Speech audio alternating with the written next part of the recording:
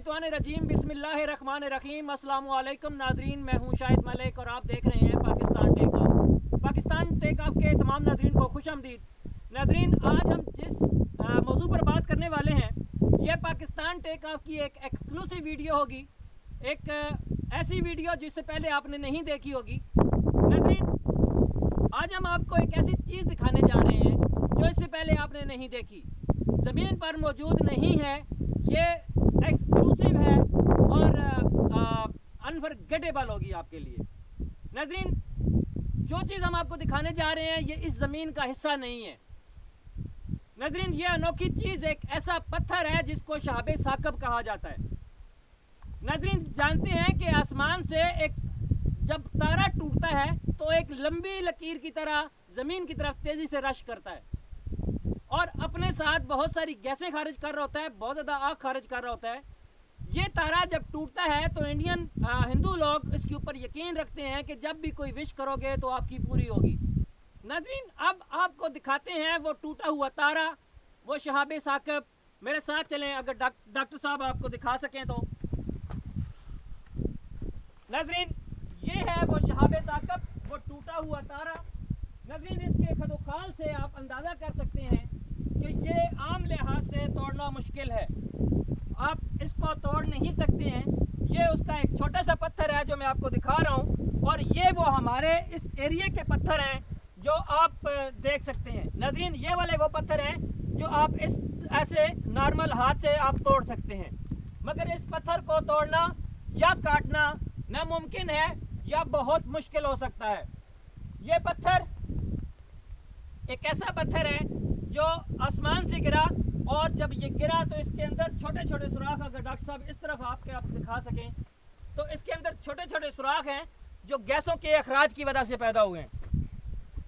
नाज़रीन, उसके साथ ये एक छोटा सा पत्थर और भी है जो कि आप देख रहे हैं, ये इसी पत्थर का एक हिस्सा है, और हम इसको चारों तरफ से आपको दिखाना चाहेंगे। नाज़रीन, पाकिस्तान टेक ऑफ की एक्सक्लूसिव वीडियो है।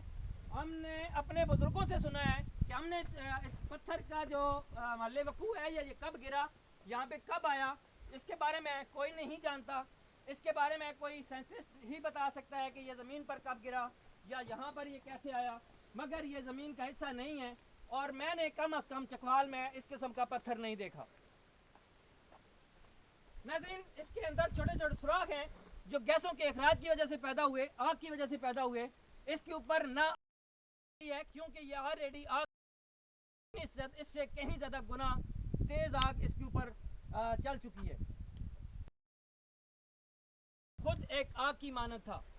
अब ये ठंडा हो चुका है और मेरे हाथ में ये पत्थर है, ये आप देख सकते हैं, ये इसी का हिस्सा है।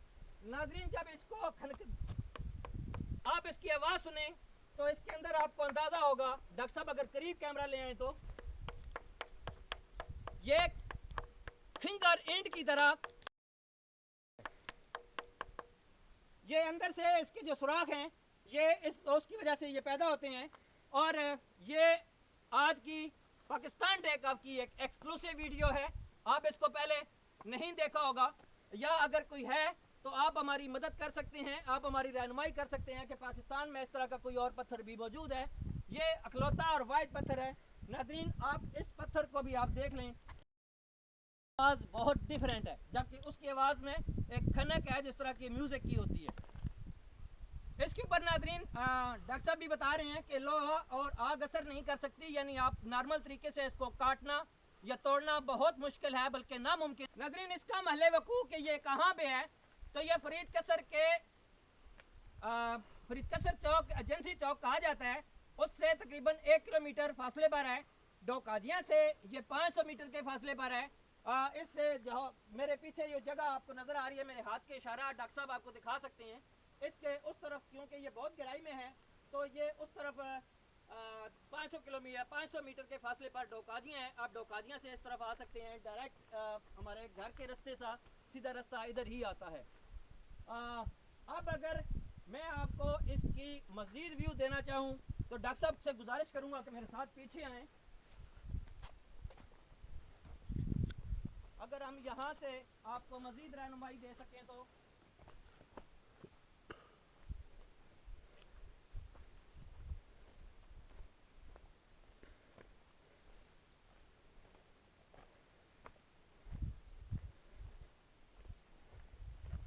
ڈاکٹر صاحب اگر آپ کو میرے پیچھے دکھا سکیں تو یہ جو آپ کا کنارہ جا رہا ہے, یہ جو بینک جا رہا ہے, اس کا جو اینڈ ہے وہ بنوڑا موڑ پر ہوتا ہے.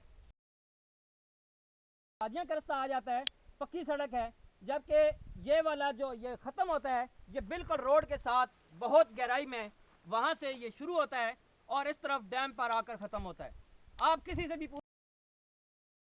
فرید قصر کس طرف ہے وہ آپ کو یہاں پر آسانی سے آپ کو رستہ سمجھا سکتے ہیں. ناظرین, اسی کے ساتھ ہی آپ سے اجازت چاہوں گا. آپ کا بہت بہت شکریہ, ڈاکٹر صاحب کا بہت شکریہ کہ انہوں نے ہماری ہیلپ کی.